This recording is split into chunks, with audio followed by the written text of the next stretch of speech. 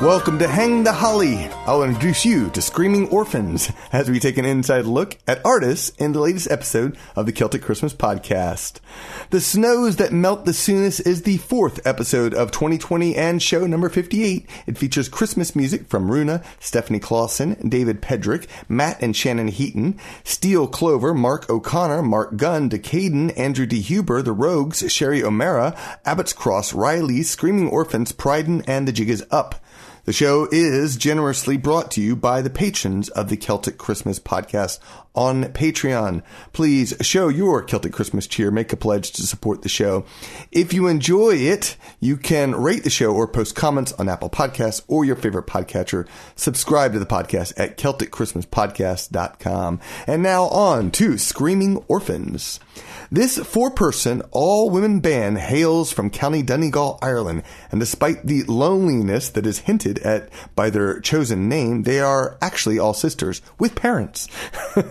As a matter of fact, their mam used to be the band's singer, and their da was their engineer and manager before they struck out on their own to tour. The combination of leaving their parents behind, the screaming sounds that come from four girls living in an active household, and the fact that a school they attended actually was previously an orphanage, all gelled together to create this catchy moniker for the group. It's one that is not easily forgotten.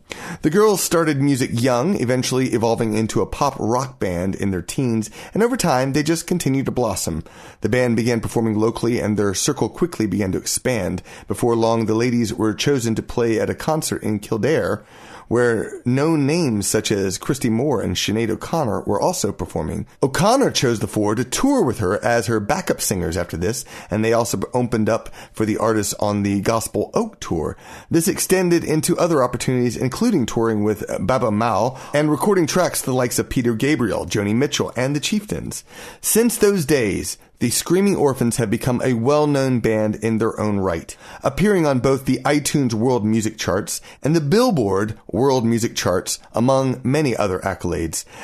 They have put out 15 albums over the years, all their own one-of-a-kind recipe of pop rock with Celtic influences, and this year they are releasing a Christmas single, song we used to sing for the holiday season. The single reflects the unusual time we find ourselves in this holiday, often isolated from our loved ones, at the time we are used to gathering for storytelling, sharing memories, and celebrating Christmas. It calls forth a nostalgic feel with its simple arrangement and lovely harmonies.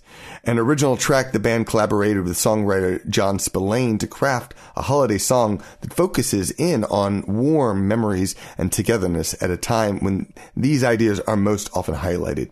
It's a pretty song with a message of peace and hope that helps ease the sting of being apart at Christmas time. Not only is it especially timely for 2020, but this thoughtful tune will hold up well for future holiday seasons. You can find out more about Screaming Orphans at screamingorphans.com.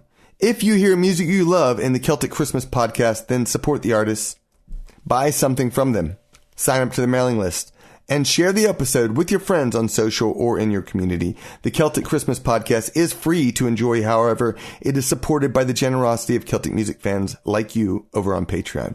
Get Christmas cheer. Subscribe at CelticChristmasPodcast.com. Malakanadeep.